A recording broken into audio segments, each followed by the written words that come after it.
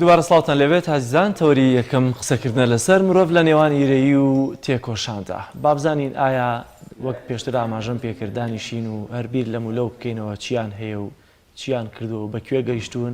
یاخود دەبێمە خۆمان تێبکۆشین بۆەوەی کە بگەین بە ئامانج و خواست و داواکاریەکانی خۆمان، چونکە مرۆڤ هیچ کاتێک نابێت لە تێکۆشان بوەستێت و بە تێکۆشانیش تەنها ئامانج و ئاواتەکانی دێنێتە دی. لەسەرم بابەتە لە سۆرانەوە میوانێکی تایبەتمان دەبێت ویش بە ڕێز مامۆستا مسلم عەبدوڵڵا بانخواست. مامۆستا گیانسڵاوی خوا لێبێت وەم کاتت باش. ئەگەر لەوە دەست پێ بکەین ئایا ئێستا تا چەندە بووەتە شتێکی ینی باویا بووەتە هەندێک خوڵق و تەبیعەتی مرۆڤەکان کە ئیرەیی بە بەرامبەرەکەیان بە دەوروبەرەکەیان بە هاوڕێکەیان دەبنەمە تا چەندە خراپە؟ بەناوی خۆی بەخشندەی مێهرەبان، سڵاو لە ئێوەی بەڕێز و خۆشەویست، سڵاو لە بینەرانی کەناڵی پێیام. خوشحاڵم کە لە بەرنامەیەکی ئاوا لە خزمەتتان دەمە. زۆر سوپاس. بەنسبەت ئەو بەرنامەی تەوەری پێوە شەتان کردووە دەستان خۆش بێت، تاپێکی زۆر گرنگ و هەستگار و ڕۆژانەیە. ئەوەی کە ئێمە ئیسانی ڕۆژانە خەڵک دەیان و سەدان پێشی ئاوا بەڕووی ئەبێتەوە. مرۆڤ لە نێوان ئێرەوی و تێکۆشان بەڕاستی دەبێت زۆر ئاگای لەخۆ بێت. قەزی زۆر گرنگە کە بەعادیال الحەسەد واتە ئێرەی بردن بە خەڵک. ئەم بابەتە ئێشەکە لە بابەتانێک کە ئێستا ئەمڕۆ پێشانەی کردووە، زۆر زیادی کردووە. خەڵکانێکی زۆریش لەم ناوەدا بوون بە قوربانی و بازیان داوە. هەم ئەو کەسێک کە ئێرەی بە خەڵک دەبات خۆی ئەفەوتێنێت، خۆی لە ژیانێکی ناخۆدا ئەبینێتەوە، و هەم ئەو کەسێکی ئێرەی پێ ئەبردێت ئەویش جارێکی تر دووتاری دەرد و کێشە و مشاکل و گروپی تایبەت بە خۆی ئەبێتەوە کە بۆ هەردووکیان ئەرکێکی زۆر قورسە. لەمڕۆ بەڕاستی پیرۆزی ئیسلام بەرنامەیەکی چاک و باشی هێناوە بۆ ئەوەی مرۆڤەکان ئاسوودە بن، بە بەختەوەری بژین، هەز بە کامرانی بکەن، دڵ و دەرونیان مۆفەح بێ، ئاسوودە بێت. ئەوەی کە ئێستا ئیبینین لەم ڕۆژگاری ئێستادا ئەم نەخۆشیە تەشەنەی کردووە، زۆر زیادی کردووە، خەڵکانێکی زۆر پێیوە گرفتار بوون و هەردوو تەڕەفیش ئەوەی کە ئێری ئەبا ئەوەی کە ئێری پێ ئەبردرێت هەردووکیش بازی زۆریاندا. بۆیە ئەبێت ئێمەی موسڵمان وەکو ئەخلاقیاتی ئیسلامی، وەکو خۆڕەوشت و بەها بەرزەکانی ئاینی پیرۆزی ئیسلام هیچێکە لەو سیفەتانی کە ئینسانی موسڵمان ئەبێت لە خۆی دابڕنێت، لە خۆی دوور خاتەوە لە ئێرەی نەبردن بە خەڵکەوە. لەبەرچی؟ لەبەر دوو جانبەوە، یەکیان هەم لە ڕووی شریعەتەوە، هەم لە ڕووی ئاینەوە، ئەوترە هەم لە ڕووی ئاسوودەیی و بەختەوەری و کامەرانی و مامەڵەی ڕۆژانی خەڵک لە ژیاندا. ئەو کەسێک کە ئەم زۆر سیفەتەی هەیە بە هەردوو شێوە بازی خۆی ئەدات. یەکیان هەم لە ڕۆژی قیامەت و ئەوتیان هەم لە دنیاوە بازەکەی ئەدا بەر لە ڕۆژی قیامەتیش بازەکەی خۆی ئەدات. وی پێغەمبەری نازدار صلی الله عليه و آله پێمان ئەفەرمێت ئیاکم والحەسەد، واتە تکە ئەکەم ئاگاتان لە خۆتان ڕەجاءن خۆتان بپارێزن لە ئێرەی بردن بە خەڵکەوە. لەبەرچی؟ فەرمێ إياكم والحسد فإن الحسد يأكل الحسنات كما تأكل النار الحطب. فرمێت چۆن دەبینین ئاگر کاتێک لە شوێنێک بەر ئەبێت هەموو ئەسووتێنێ و شی ئەکاتەوە ئیکا بە خۆڵەمێش، بە هەمان شێوە ئێرەی بردنیش بە خەڵک لە ڕۆژی قیامەتدا کردەوەکانی ئینسان چڵ ئەکاتەوە، واتە ئەیانکا بە خۆڵەمێش ئەم ئینسانە کردەوە باشەکانی نامینن. ئەمە لە ڕوویەک کە زیانی بە خۆی گەیان کە لە ڕۆژی قیامەتە مایەپوو بەرئەدێت، چۆن ئاگر شتێک ئەسووتێنێ و شی ئەکاتەوە ئیکا بە خۆڵەمێش و نابێتەوە ئەسڵی خۆی زارێکی تر. بە هەمان شێوە حەسادەتیش ئێرەی بردنیش بە خەڵک بە واتێکە لە ڕۆژی قیامەتدا ئەو کردەوەی کە هەتن کردەوە باشەکانت نامێنن هەمووی ئەوە. لەبەر ئەوە پێویستە ئینسانی موسڵمان خۆی بپارێزێت لەو سیفەتە ناشرینە کە بریتێ لە ئێرەی بردن بە شتی خەڵک. جا ئەم شتێت چ مادی بێت چ معنەوی بێت، هەر شتێک کە ئینسان حەسودەتی پێ بات بەو معنایی کە ئەوەی کە بەرامبەر هەیەی شتێت چ عیلمە، چ ماڵە، چ تەندروستیە، چ ماڵ و مناڵە، چ خێزانە، تەندروستیەکە، چ لە ڕووی عیبادەتە، هیوا هەیە ئێرەی ئەبا بە کەسێک کە زۆر عیبادەت ئەکاتن کە بە خۆی پێ ناکرێ ئەوا بێت، ئێرەیش بۆ کەسە ئەباتن، هەر یەک بۆ خۆی زەرەر ئەکات، ئەم بەرامبەرەکەشی تەسیری ئەکاتن. ئێستا کە دێم باسی ئەویش ئەەکەم کە ئەمڕۆ خەڵکێکی زۆر تووشی ئەم نەخۆشیە کوشندەیە بووە. بۆ ئینسانی موسڵمان ئەبێت لە ڕووی ئاینەکەیەوە بەڕاستی خۆ لەم سیفەتە ناشرینە دابڕنێت، خۆی لە دوور خاتەوە یعنی نەبات. دوو بۆ خۆی بەختەوەر بێت، بۆ خۆی هەست بە تام و چێژ و ژیان بکات، بۆی دڵی ئاسوودە بێت، بۆی بە ئاسوودەی بخەوێت. پێویست ئەم ئینسانە چاوی لە شتەکانی بەرامبەری نەبێت، چاوی تێنەبڕێت، بۆی بۆ خۆی بە ئاسوودەی بژیت. بۆیە فەرمێنە من راقب الناس ما تهمه، ئەوانەی کە هەمیشە بە دوای خەڵکەوە ئەگەڕێن، بە دوای خەڵکدا ئەڕۆن، چاویان لە ماڵی خەڵکە کە پێی ناگات بە خۆشی لەژێر هەم و خەم و خەفەت سەر ئەنێتەوە. لەوانەیە کۆمەڵێن نەخۆشی باڵتینیشی بۆ دروست بێت کە دکتۆرەکان ئاماژەی پێ ئەەکەن. بۆیە پێویستە ئینسانی مسڵمان بەڕاستی لەم سەردەمێتدا کە دەبینین ژیان شتە قۆناغێکی سەختکرەوە، ئەبێ زیاتر پارێزگای سەر خۆی بکات کە خۆی لەم سیفەتە ناشرینە، لەم کارە خراپەیە بەدوور بێخین.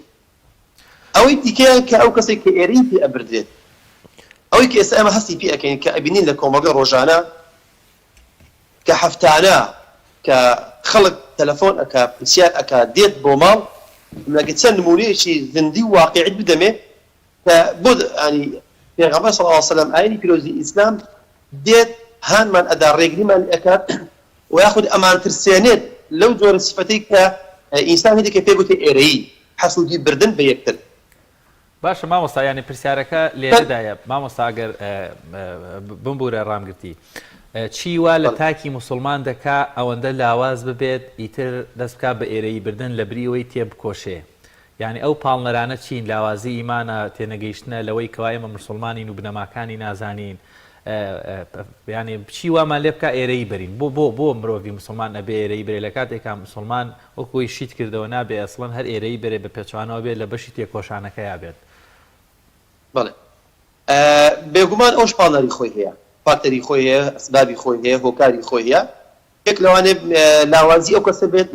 لە ڕووی ئیمانەوە، لاوازی تەوەکولی ئەو کەسە بێت لەسەر ئەو بەشەی کە خوای گەورە بۆ ئەم شخصی داناوە.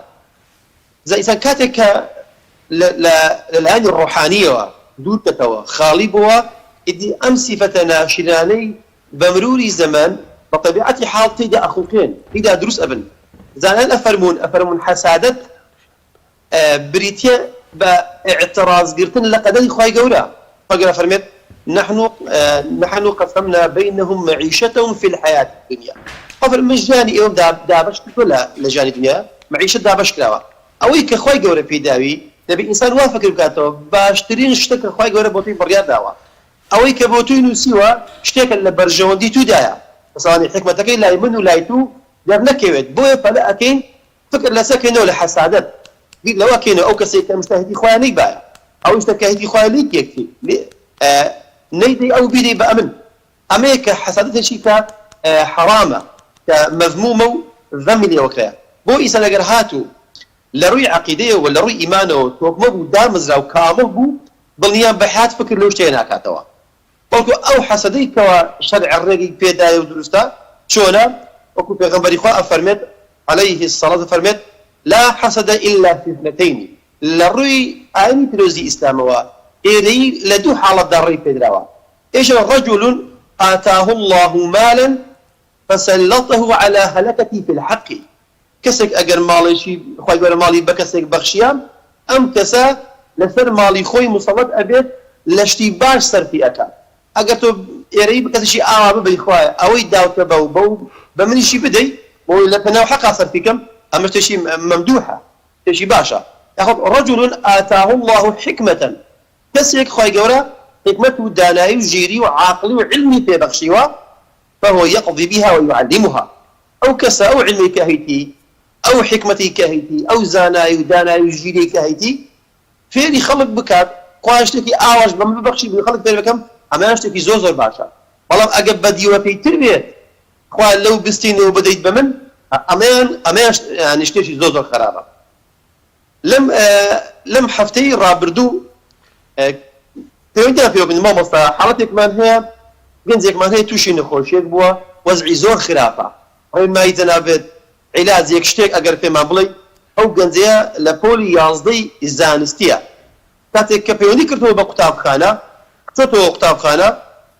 کە قوتابیەک بووە لە ئەوایلەکانی قوتابخانەی خۆ بووە کە زۆر زیرەک بووە وتم بهێنن بابی بینم وەڵا کاتێک هێنان بینیم گەنجێکی عاقڵ و ژیر و جوان لە پۆلی 11 گرفتی چییە وەڵا گوتی مامۆستا من گرفتی من چییە ئەوە ڕۆژێکە دڵم زۆر تون بووە حەز بە ژیان ناکەم لە تەنگ و سەڵەمەیە ئەژیم ژیانم زۆر ناخۆشە ئەگەر ڕێگە چارەیەک عیلاجێک شتێک وڵای ئەکرێ بزانم لە ڕیچی و تووشی ئەو حاڵەتە بوو وتی مامۆستا من چوومە قوتابخانە وتیان ئەها ئەو قوتابی زیرەکە کاکە تۆ ئەوسا لە پۆلی 12 ئەسڵەن پێویستیت بە پەرتووک نییە پەرتووک هەروە مەگرە هەموو لەبەرەو یەکەم ئەبی و ئەم ساڵش لە پۆلی 12 علمی زانستی یەکەمەکە بۆ خۆت ئەبەی وتی هەر لەم قسەیە لەم شوێنە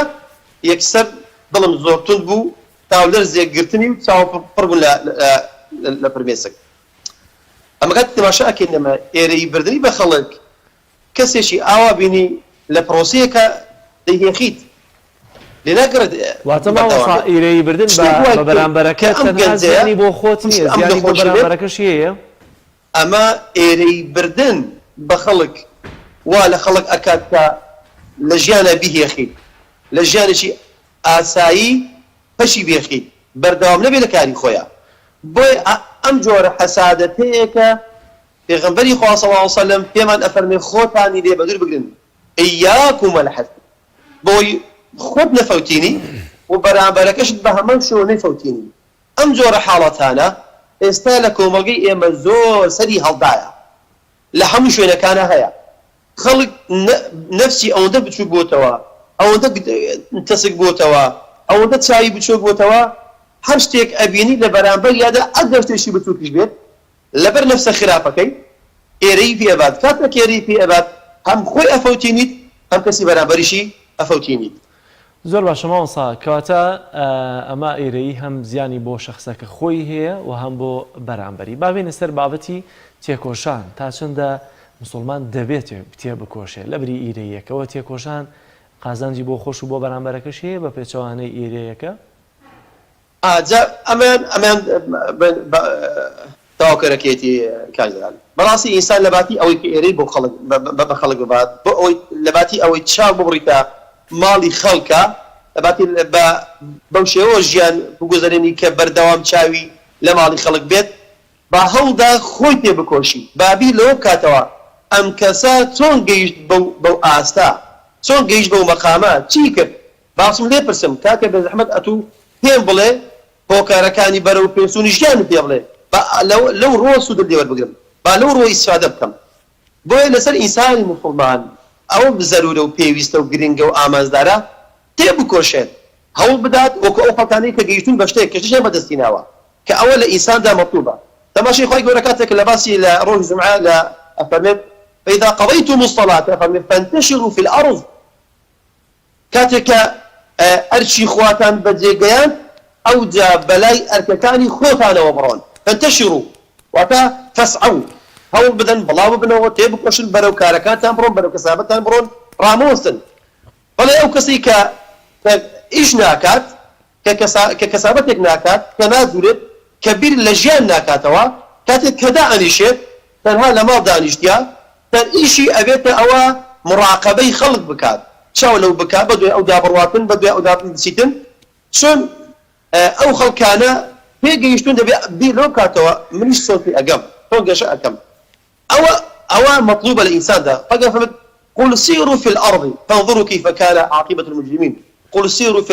الأرض فانظروا كيف تعملون فقال يوبرون تيبكوشن هوبا فامشوا في مناكبها لسأم أرزها بزول نوا بدواي هو كاركاني برو بيسون جياتنا بقرن أما أنا هم ممدوحا هم بوخود آسود أبي درونت كبدواي إيشي كادا أقري كسرقالي إيشي كاري خود الروجانا كبدواي أرككاني خود أقري خود آسودي خلقش آسودي بأوكاتا أوكات لزياتي أو زيان بو خلق بيت لو ريك أتوشتيكا بدا سديني دا مادي بيان معني بيت باخل كان يكي سود اللي بين أوكاتي أوكات هم بو خود سود هبو هم بو خلقي سود هبو بەڵام ئەگەر وان نەبوو پێچەوانەکەی بوو هەم زیان بەخۆت ئەگەینی یەکەمین لە دنیادا هەم زیان بە بەرامبەرش ئەگەینی لە دنیادا جگە لە قیامەتیش کە ڕۆژگارێکی سەختە خوا پەنامەدات ئینسان لەوێن دەریش بازەکانی خۆی داتن بۆیە ئینسان ئەوەی بەڕاستی ئەسڵ لە ئینساندا تێکۆشانە وأن ليس للإنسان إلا ما سعى وإن سعيه سوف يرى أما تشون بو قيامة دروستا بهمان شيء بو دنياش دا أم آيات دروستا إنسان كاتيكا كوش أكاد أو داري رنزو برهمي دفتي خوي أبيني بەڵام کاتێک کە تێنە پۆشا و هەوڵی نەدا و بۆی نەچوو چۆن لە قیامەتیا مەسەلەن پاداشتەکەی نابێت ئەوە لە ژیانی دنیاشا ئینسان پاداشتەکەی نابێت بۆی ئەبێ مسڵمانە ئەبێ بیر لەوە بکەنەوە چۆن تێبکۆشن چۆن ئیش بکەن چۆن بتوان خۆیان سەرقاڵکن بە کاروباری دنیا و قیامەتی خۆیان بە هەردوو ڕۆ تێبکۆشن ئەمن بینی و بە خەڵک باسی چی کردیا گوتی کاکە بزەحمەت ئەتوو چۆن ئەتوانی ڕۆژانە ئەوەندە کتێب بخوێنیەوە دێخۆ کتێب بخوێنەوە هیچ ڕێیەک تو ناگرێت هیچ مافی توی پێشێر نەکردیا هیچ حەقی توی نەخواردیا یەک ئەلەوەڵە چۆن ئەتوانی فڵان کەس بەردەوام بێ پێنج ڕۆژە بچێتە مزگەوت چۆن ئەو عیبادەی بۆ کرێ ئەو تاقەتێکی هەیە سەلیقەیەکی هەیە زەوقێکی هەیە خەڵک بیر لەوەش ئەکاتەوە کە بۆ خۆی پێی ناکرێت ناتوانێ بیکات و پێویست دێت لەو ڕۆژەوە قسەی لێ ئەکات لەو ڕۆژەوە حەسادەت و ئێرەیی بە خەڵک ئەباتن کەچی لە هەمان کاتدا ئەمنو ئەتوا خەڵکیان کە ئەتوانین ئەم کارە بکەین ئەوەی کە تۆ ئەیکەی بەمش ئەکرێت بەس بۆ ئەتو ئەیکەی ئەمن نایکەم ئەمان ئەگرێتەوە سەر کۆمەڵی نەخۆشی داخلی لە ناوداخلی ئینساندا کەوانە نەخۆشی قەلبین پێویستە ئەم نەخۆشی قەلبیانە بە عیبادەت نەبێت بە نیەت پاچی نەبێت بە عەقیدەیەکی ڕاست و دروست نەبێت بە تەوەکوولێکی ڕاست و دروست نەبێت بەڕاستی ئینسان ناتوانێت ئەم نەخۆشانەی خۆی چارەسەر کات وەکو پێم گوتی کاژەڵە ئەمڕۆ خەڵکێکی زۆر بەڕاستی ئەم نەخۆشیەی هەیە بۆ دەیان و سەدان کێشە و مەشاکلی کۆمەڵاتیە سەدان جار ئاراستەمان کردەوە ماوەسە ئاسوودەنی مرتاح نیم ناتوانم بە ئاسوودەیی بژیم قەلەقم خەوم لێ ناکەوێت ئەسم بۆ هەر شوێنێک هەست بە ئیساحەت و ئاسوودەیی ناکەم ئەسمە ماڵەوە بە هەمان شێوە کاتێک تەنان ئەخۆم تامتێژی لێ ناکەم کاتێک کە ئەخەوم بە ئیساحەت ناخەوم کاتێک کە هەڵ ئەستم لە هەموو کار زیاتر دڵ و دەروون ئێش و ژانی زیاترە ئەمانە بێ هۆکار نین ئەمانە بێ سەبەب نین ئەم ئینسانە وای کردووە کە ئەم بڕیار لەم سارە نووسەی ژیانی خۆی بداتن ئەم جۆرە بیرکردنەوە سلبیە وای کردێکە و ئینسانە ژیانی خۆی ئاوالێ بکات ئەگەر پێچەوانی کێوە ڕازی بی بەو بەشێک کە خۆی گەورە بۆی دانای ئینسان تەوەکوول و یەقین سەر خۆی ڕاست و دروست بێت خواناسیەکەی ڕاست و دروست بێت بە عیبادەتەکانی ڕاست و دروست بێت ئەم ئینسانە و ناخی خۆشدا هەست بە ئاسوودەیی دڵ و دەروون ئەکاتن ئەم کۆمەڵگەیە بەرەو ئاراستەیشکە ئەڕوات ڕۆژ لە دوای ڕۆژێر ئەم خەڵکانە لە ڕوحانیەتە دوور ئەکەونەوە بەرەو لە بەها بەرزەکانە دوور ئەکەونەوە بەرەو شتی بچووک ئەچن زۆر باشە ئینسانیش بەرەو شتی بچووک بڕوات کاتیشتە بەرزەکان ئەبینی دڵ بۆی ئەسووتێت بەڵام ئەگەر لە بەرەو ئینسان بەرەو شتە بەرزەکان بڕوات کاتێک شەنزمەکانیش ئەبینیت زۆر ئاسوودەی و مرتاحە بۆ ئینسان ئەبێ بیرکردنەوەی خۆی هەم لە ڕووی عیبادەت و هەم لە ڕووی کەسابەت ڕاستی ئەبێ بیگۆڕی بیرکردنەوەیشی تەندروست و ئیجابیانە بیرکاتەوە ئەو کاتە شەدڵ و دەروونی هەست بە ئاسوودەی و بەختەوەری ئەکات زۆر باشە مامۆستا گیان سپاس دەکەین دەرفەتمان نەما سپاس بۆ بەڕێز مامۆستا مسلیم عەبدوڵڵا بانخواست کە لە سۆرانەوە لەگەڵمان نابوو